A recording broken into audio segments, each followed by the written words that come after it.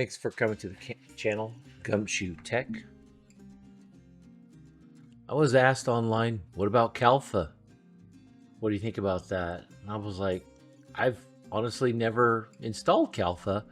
Kalpa is built on MicroOS, and it's simple. KalpaDesktop.org is the home page, but it is based on openSUSE MicroOS, so you can go to openSUSE.org portal Kalpa.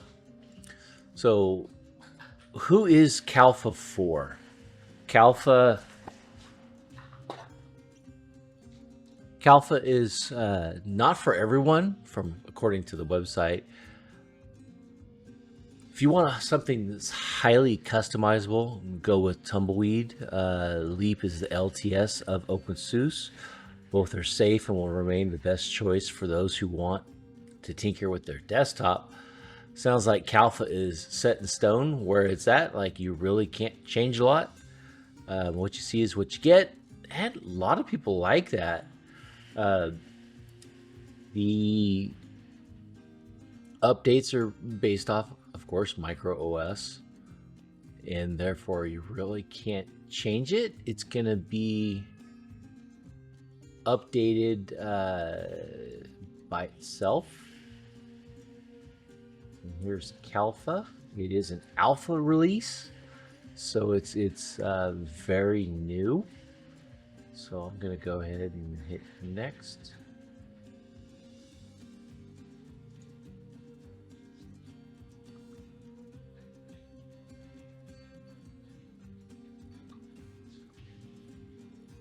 I'm just gonna do auto login.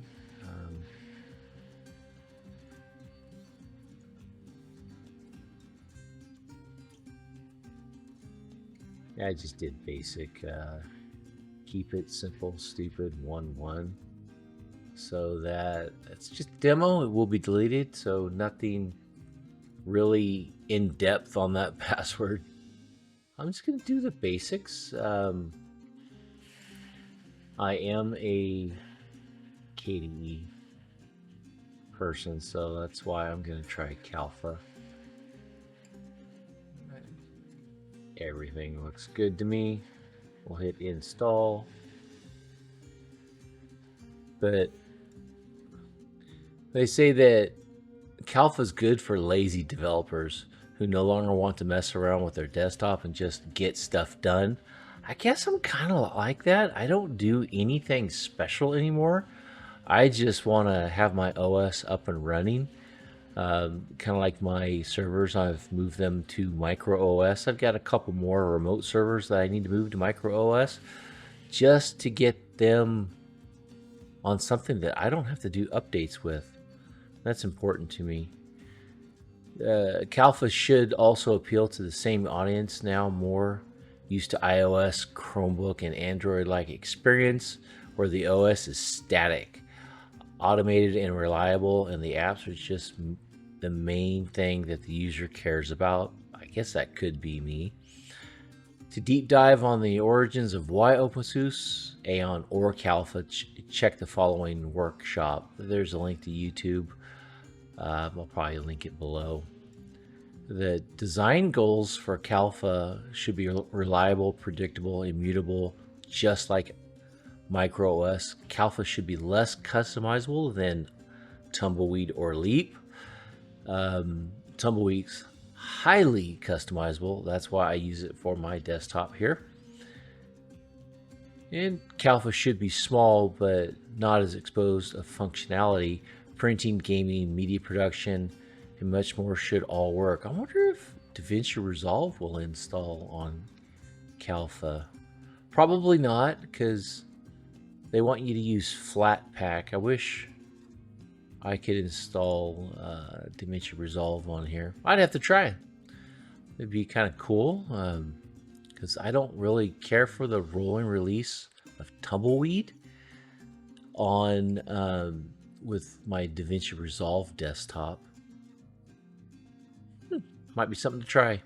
So Kalpa should work out of the box without the need for additional configuration to get key functionality like software installation and web browsing working. All features offered by default should work. Features that don't work shouldn't be offered, visible, or available to user. So if it works, it works. If it doesn't, it doesn't.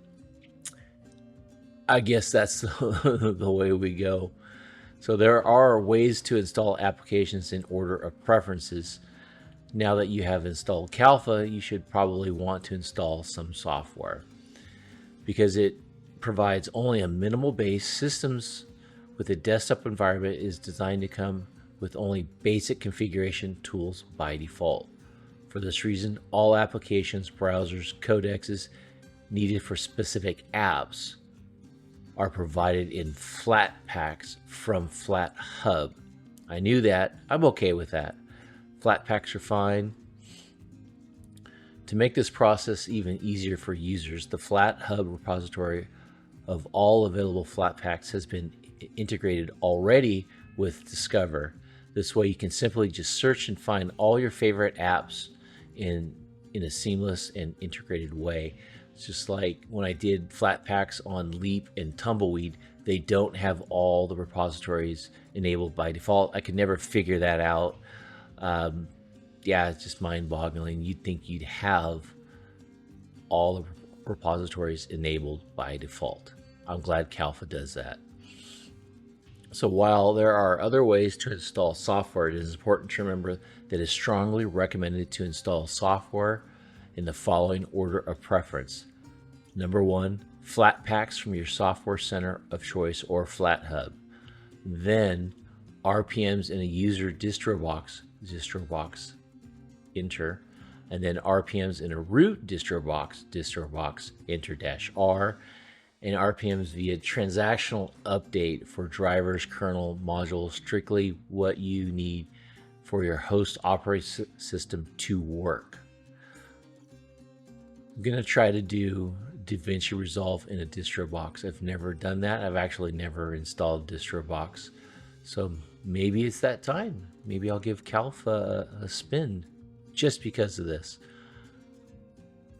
Now, everything should be done via Flatpaks or installed in a Distrobox in Kalpa. If a package is not available as a Flatpak, using transactional update is strictly what you need for your hosting operating system to work. Exotic drivers, specialized VPN services. Okay. Distrobox is shipped by default with Kalpa, Note, Distrobox is shipped by default with Kalpa. It allows users to install any Linux distribution inside your terminal for those who want to run a GUI apps via Distrobox. Okay. And there is a Distrobox section that we need to look at. And the system is installed, and MicroOS says.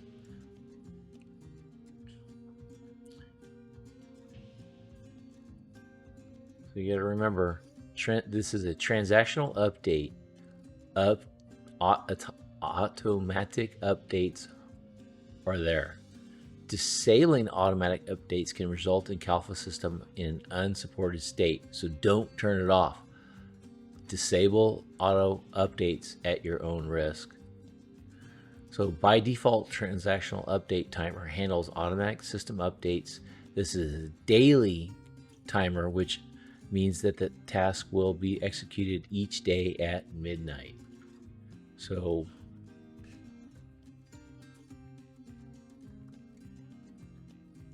when I first logged in, there's no graphical update. This is a known issue with Kalpa since it's in the alpha state.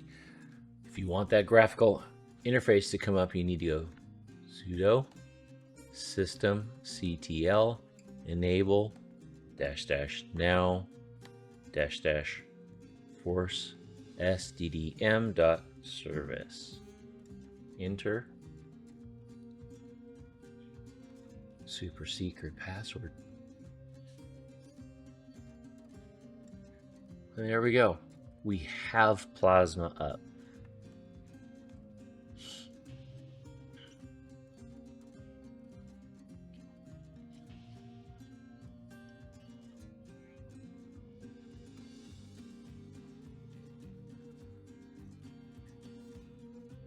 I'm assuming since this is the first boot, it's going to take a while. Actually,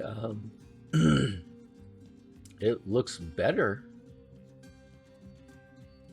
by default than my Tumbleweed, which is right here.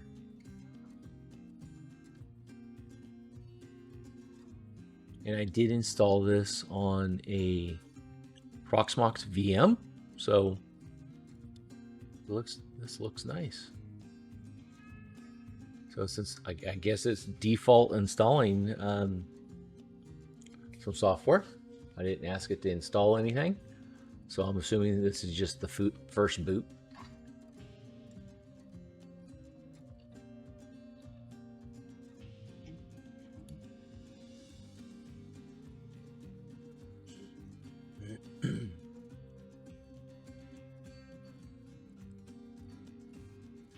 So one thing I've read for your NVIDIA drivers, they're not supporting the proprietary NVIDIA drivers yet by default. And this is in general a third-party repository. It's not just NVIDIA.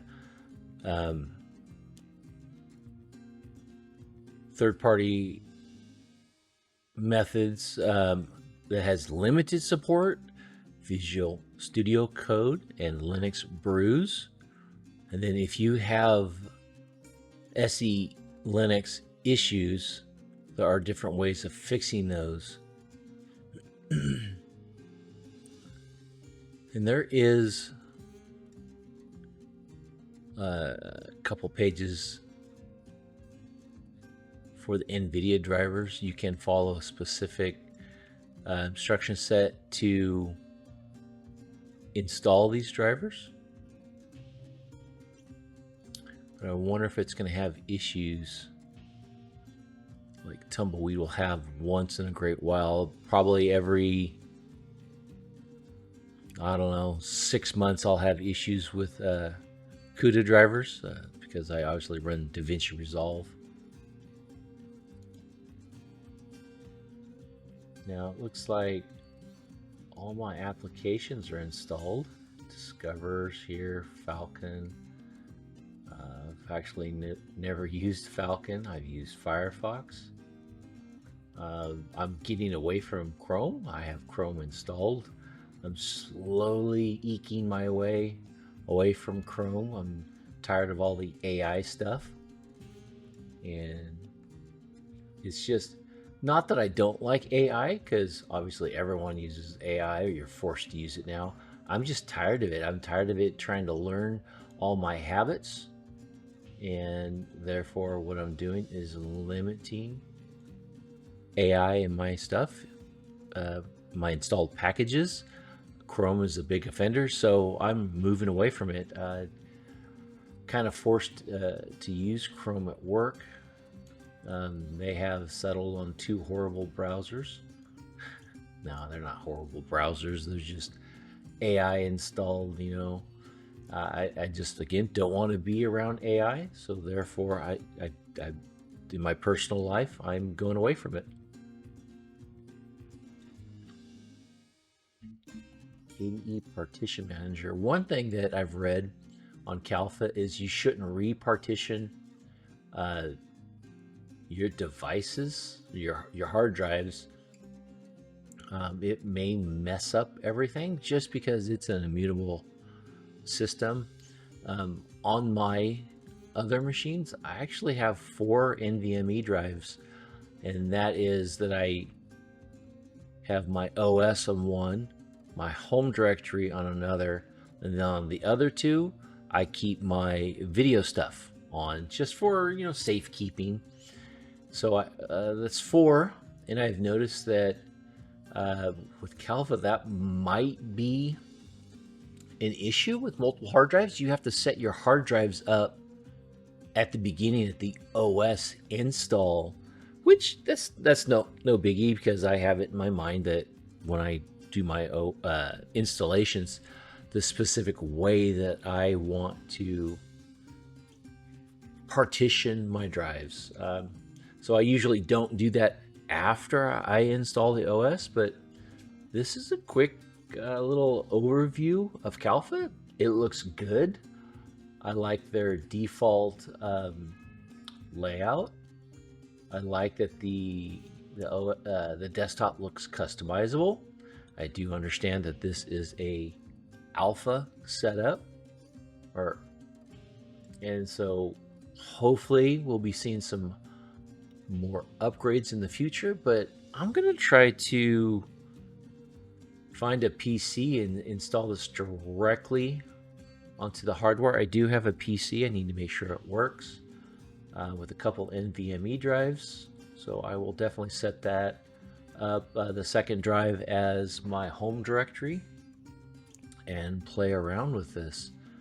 I might set it for home directory and var directory, thinking about it. But that's enough for this video. Found a couple gotchas. The installation, well, that's just reading. And then, of course,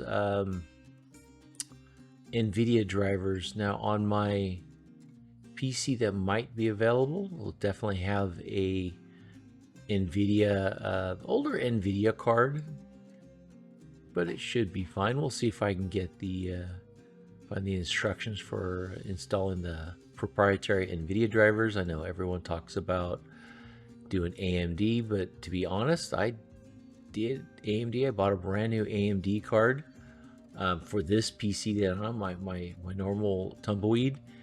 I couldn't get the AMD drivers to work correctly with DaVinci Resolve. It would not see that. So I ended up replacing my AMD with a new NVIDIA card. And yeah, the NVIDIA just worked. Hopefully AMD gets their drivers better. I mean, it sounds like they're getting better, but I don't know. I tried and true NVIDIA just works. I'm assuming if I didn't have DaVinci Resolve or I used Kdenlive, AMD would work just fine. And that's one thing I want to do, is try Kdenlive video editing. The problem is I like DaVinci Resolve so much. There's so much to offer on DaVinci. And if you know how to install DaVinci Resolve, it works great. I've got a couple videos on those. I've got the DaVinci Resolve installation down, that I can have DaVinci Resolve upgraded or installed in, I don't know, 5 minutes without issue. Well, as long as you get the CUDA drivers installed correctly. And that's about it. Well, if you like this video, please like and subscribe, and I'll see you next video. Bye.